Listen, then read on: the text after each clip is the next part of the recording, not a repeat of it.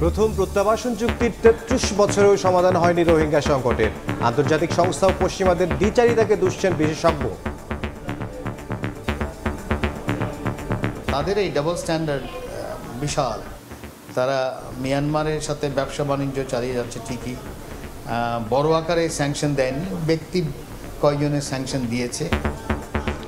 রাখাইনে মানবিক সহায়তা পৌঁছাতে বাংলাদেশের করিডোর দেওয়ার বিষয়ে সতর্ক হওয়ার পরামর্শ।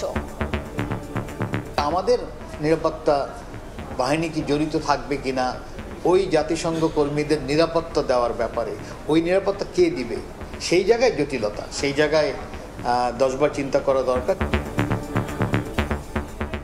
দেখছিলেন প্রধান শিরোনাম। দুপুরের সময় সঙ্গে আছে আমি ইমদাদুল হক এবং আমি কনক আজাদ। এবার অন্যান্য শীর্ষ সংবাদ।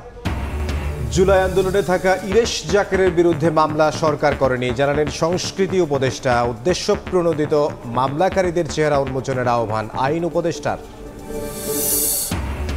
একমত হওয়া বিষয়ে দ্রুত সংস্কার দাবি গণ অধিকার পরিষদের। গণতান্ত্রিক রাষ্ট্র প্রতিষ্ঠার সনদ তৈরি লক্ষ্য কমিশনের।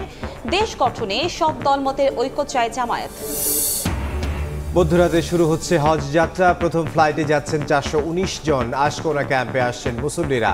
অনিয়ম করলে এজেন্সির লাইসেন্স বাতিলের হুঁশিয়ারি উপদেষ্টার। এবং কাশ্মীর সীমান্তে টানা চতুর্থ দিন গোলাগুলি। লন্ডনে ভারতীয়দের বিক্ষোভ। পাকিস্তান হাই কমিশনে ভাঙচুর। শান্তিরক্ষায় ইসলামাবাদের পাশে থাকার ঘোষণা বেইজিংয়ের।